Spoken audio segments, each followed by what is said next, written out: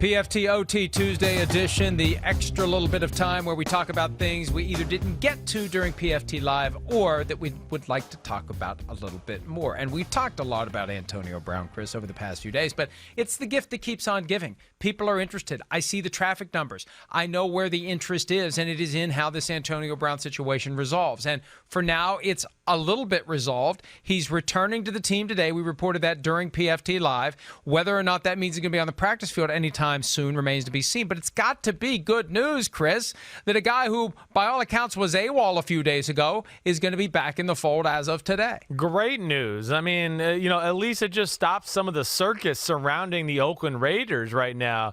It takes away from coaches and players having to answer questions about a subject I'm sure they're not comfortable with. Some of them probably don't know all the details of what's really going on. So now they can get back to football. And John Gruden can start using his guy if he can practice. The next part of this that, oddly we haven't talked about is we have no idea or feel for the status of his feet at this point. And because of the cryotherapy mishap and all of that. So, yes, he's back in the facility. That's awesome. He'll be in meetings, all of that. But is it necessarily means he's back on the practice field? I guess we'll find out later today. Yeah, and when he returns to the practice field, will he be wearing a Shut Air Advantage that he has purchased on eBay or otherwise acquired? This is something that all kind of fell together last night, and I have to give credit to Tim Fernandez. Chris, you've shamed me into finding the reader's name who alerted me Way to go, Tim. to this issue. Tim, and it's amazing. He got in touch with Michael Oliver, the executive director and general counsel of NOCSAE. That's the body that certifies helmets every year. And Michael Oliver explained, hey, if we get a Shut Air Advantage that is less than 10 years old, it can be recertified. And one thing led to another, and the NFL eventually told Antonio Brown last night, despite some confusion previously about whether or not the NFL would have allowed it. As of last night, the NFL informed Brown, I'm told, that if he finds a Shut Air Advantage that can be certified that is less than 10 years old, he can wear that helmet. Even though the NFL had been taking the position he can't wear that helmet, it's not among the prohibited models. I think it fell into a loophole, into a little bit of a gulf there. Because it was discontinued in 2011, they never determined whether or not it could be or should be on the banned helmets list. So if he can find one, he can wear it, Chris. And amazing how things work out sometimes.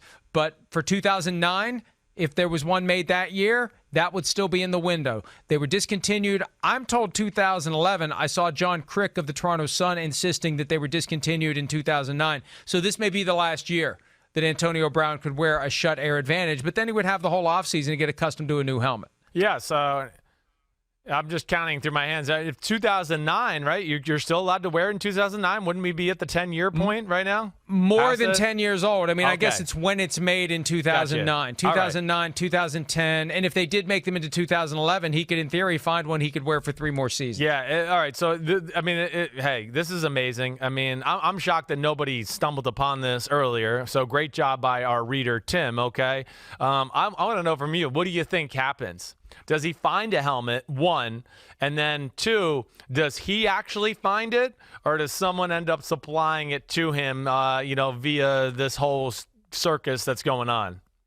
I know as of last night, Antonio Brown's camp was looking for a Shut Air Advantage less than 10 years old. Whether or not they find one on eBay or elsewhere remains to be seen. But, yeah, if I've got one, if I'm a school, if I'm a football program anywhere, if I'm shut and I kept some of these around, right? Just because they're not making them doesn't mean they don't have any in a warehouse somewhere. Right. Somehow, Antonio Brown's going to end up with a Shut Air Advantage helmet that will fit. Somewhere there's got to be a Shut Air Advantage helmet that will fit him that is less than 10 years old. Yeah, I would think so. I would think that there's somewhere out there, and I'm sure there's a lot of Antonio Brown fans or football fans in general that if they, who might have played high school, college football, have their old helmet, they're going to go check if they knew they had a shut helmet. That's another thing. Chris, don't be naive. There are a lot of capitalists out there that would like to make a little bit of money from selling a Shut Air Advantage helmet to Antonio Brown. Yeah, sure. Right. And I mean, I don't know how much you're going to be able to sell sell it for. But either way,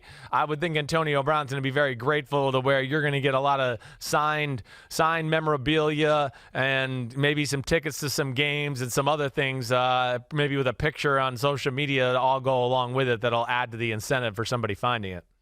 Chris, you know what you can sell it for? Yeah. You know what you can sell it for? Whatever he'll pay for it. That's the price.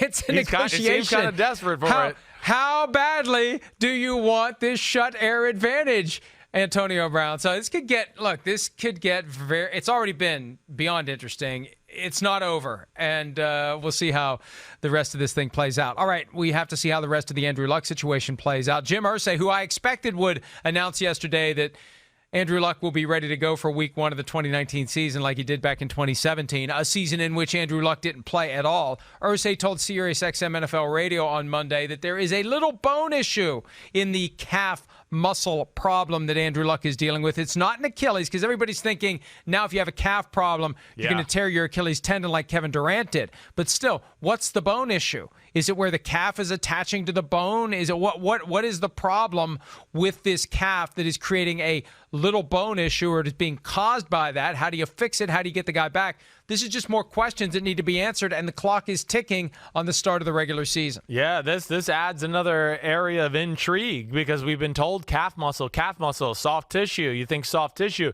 Even with a bone issue, I mean, I don't think you are, or even with how you're saying where the muscle attaches to the bone, I still don't think you would say it's a bone issue. I think ultimately you would say it's still a muscle issue there. So I am surprised to hear this. I really am. And I know we talked about it on the show earlier, but when I hear this type of thing, along with 3 MRIs to figure out a calf injury, okay, that's odd in itself. And here we are into the 3rd week of training camp, and we're taking no reps, and nobody's had any answers for us, and he's been resting it for 4 months. Again, I'm not a doctor and I don't know these things, but that leads me to believe that maybe there's a little stress fracture or something like that doesn't need a cast, doesn't need a boot, maybe just needs more rest, whatever it may be. I don't know, but I'm very intrigued, because this is a team that I think a lot of people are putting in the Super Bowl conversation, and I understand that completely. And it's a quarterback who's healthy all year last year and played like one of the 5 best quarterbacks in all of football. And so this is a big deal. Yeah, and I mean, this guy is a giant, and he is an incredible quarterback when he's healthy. He's just had issues the past few years getting healthy, staying healthy, and this is now something new that has been there since April. He's practiced 3 times. It hasn't healed. And, Chris, you from time to time complain about the quality of the overall medical diagnosis and treatment that is. I mean, how does it take this long to figure out what's going on and to fix it?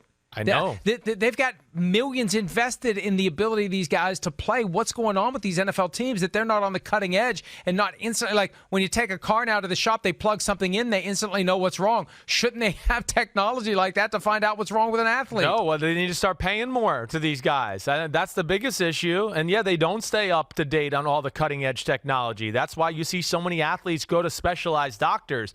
And because of that, these specialized, doctors or body mechanics and all of that, the NFL is not paying that much. They're not going to go, I want to go work for an NFL team and work, 18 hours a day and deal with trying to keep 53 people healthy, when they can go, I can just work on 10 people a day and make 10 times the more money. And that's another issue. It was an issue with my own injury when I lost my spleen. That's what really opened my eyes to it. It is still kind of prehistoric as far as what the NFL tries to do and their rehab and their thought and their process there. It's not up to date with some of the more cutting edge guys that are out there and, involved in other sports and training guys, personally and doing all that. It's definitely an issue for the NFL. Andrew Luck not practicing because he's injured. Trent Williams not practicing in Washington because he's not there, because he's upset with the team. He wants out. Adam Schefter of ESPN reported on Monday night that Washington is not flinching. There have been multiple attempts to initiate trade conversations. Washington has rebuffed all of them. Chris, look, I don't agree with how Washington's handling this, because if there's an issue with Trent Williams, go solve it. And if it's not solvable, then you move on and you get what you can for him. I don't feel like they're trying to solve the problem with him. I don't feel like they're being realistic about it. And I think they're just being stubborn and hard-headed. They think the $40,000 per day in fines is going to cause him to show up. I don't think it's going to work. And I think this thing is just going to linger into the regular season and possibly beyond. No, and, again, if you want to massage the relationship and get them to come back to work, you're really going to threaten them with $40,000? I mean, more times than not, that does not take place with superstar players in these type of instances. And obviously, there's an issue here with Trent Williams. Mike, I brought it up on my Unbuttoned podcast last week, or maybe it was the week before.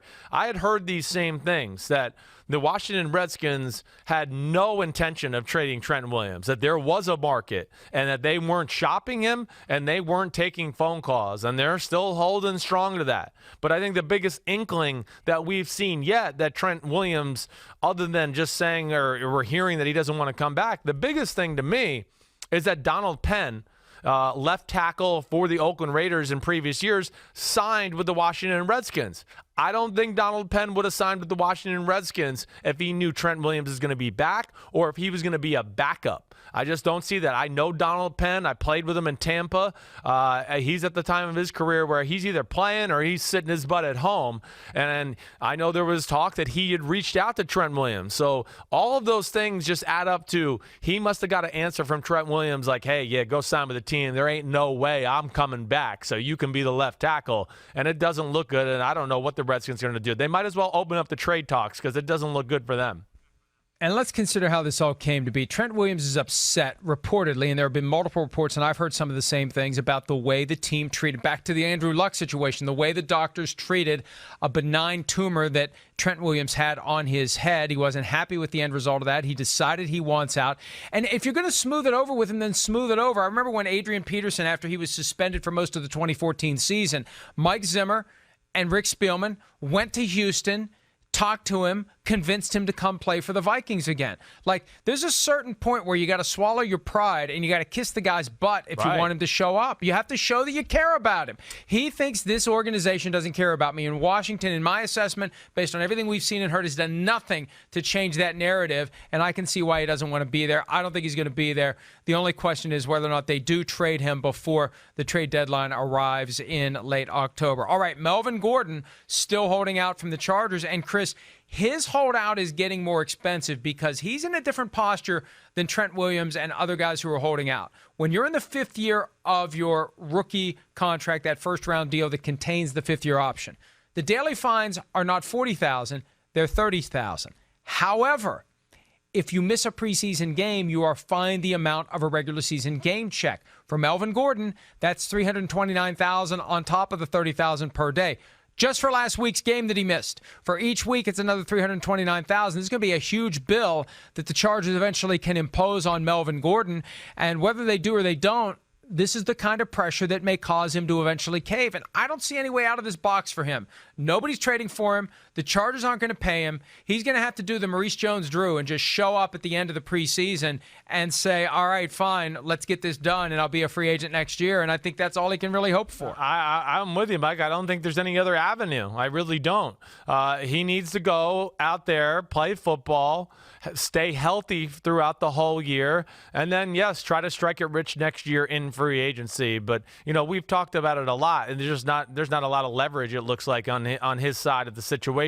First off is, and Philip Rivers commented this, and I don't think it was a low blow, hey, they got a good running back room. They're very comfortable with it. They don't feel like their team just falls off the planet because Melvin Gordon's not there. And if you watch preseason football last week, Austin Eckler looked pretty good once again. So that's just going to embolden the Chargers even more, let alone there's some knee history with Melvin Gordon. And I'm with you, Mike. I don't see how he can win this battle. I'd like to see him come back, after preseason game number 3 and just get himself in tip-top shape and ready to go for week 1 so he doesn't deal with some other injury, pulling a hamstring or a quad or something like that because he's not in football shape once the season rolls around.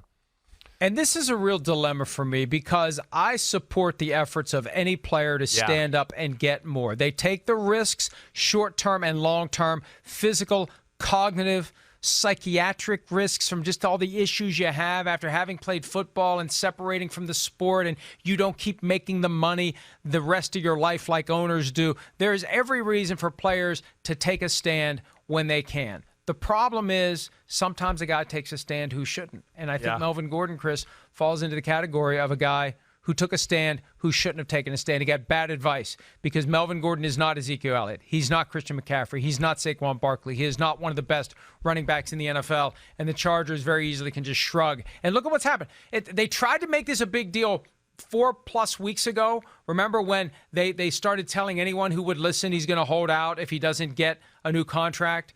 Nobody cares. Yeah, right. Chargers fans don't care about the Chargers. They definitely don't care about Melvin Gordon. This isn't working. At some point, he needs to realize it's not working and make a decision that takes that into account, because stubbornness is only going to cost him more and more money. All right.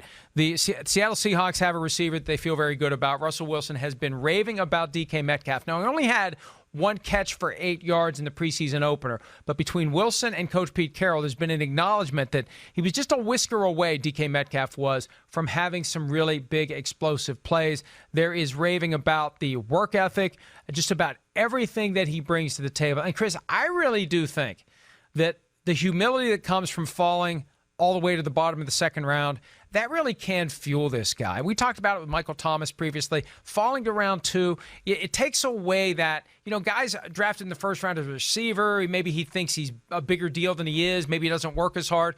You drop him to round 2, all of a sudden he's pissed off. Yeah. And I feel like that's what DK Metcalf is going to be. And I think the Seahawks are going to be very happy with what they get out of this. Yeah, they're going to reap the rewards of him being pissed off. You're right. I mean, and it's just rare because, he fell in the draft, but I don't think anybody would argue he was in the conversation for 2 or 3 of the freakiest guys we saw in the NFL Combine. So I'm not shocked to hear rave reviews. Again, I know there was a little bit of a neck injury history that scared teams away, but I think ultimately what scared teams away was not really DK Metcalf. It was Ole Miss and the disaster of the offense they had and not such good quarterback play. And the fact that Ole Miss, DK Metcalf, Mike, I truly watched games with DK Metcalf and I was going, are they trying not to give him and A.J. Brown, the 2 best players on the team, the ball? I mean, it was like they were looking for everybody else in the pass game except for the 2 freakiest guys on their football team.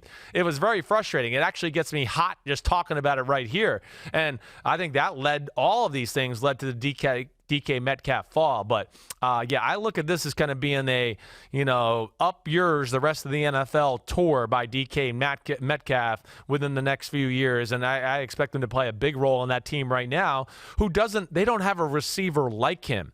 And of course, Doug Baldwin's not there. They got Lockett on one side, who's kind of a smaller jitterbug type guy. Now you got DK Metcalf, who can just run by people with pure speed, but of course, catch all those jump balls and 50-50 balls we talk about so much.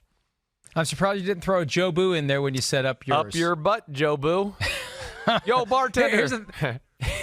Joe Boo needs a refill. Yes, he does.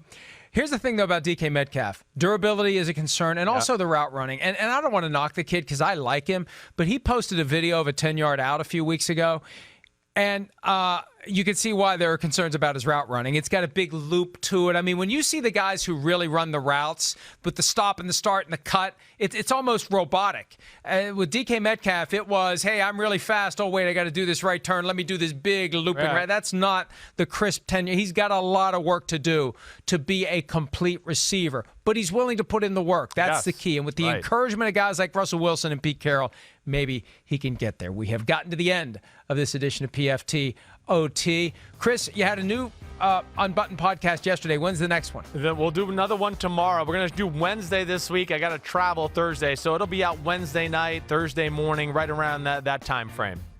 So still 2 a week. Oh, yeah, 2 a week. We're not going to go to 3 until the regular season starts. And then, I'll devote 1 to reaction on Monday, things like that. Wednesday will be a big film breakdown. And then Thursday will be pick games and have fun and that kind of thing.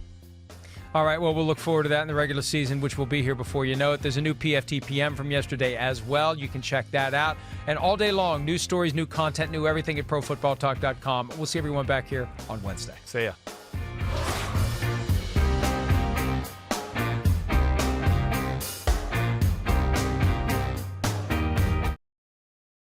Hi, I'm Mike Tirico, and thanks for watching. Make sure to hit subscribe for the latest news and highlights from NBC Sports.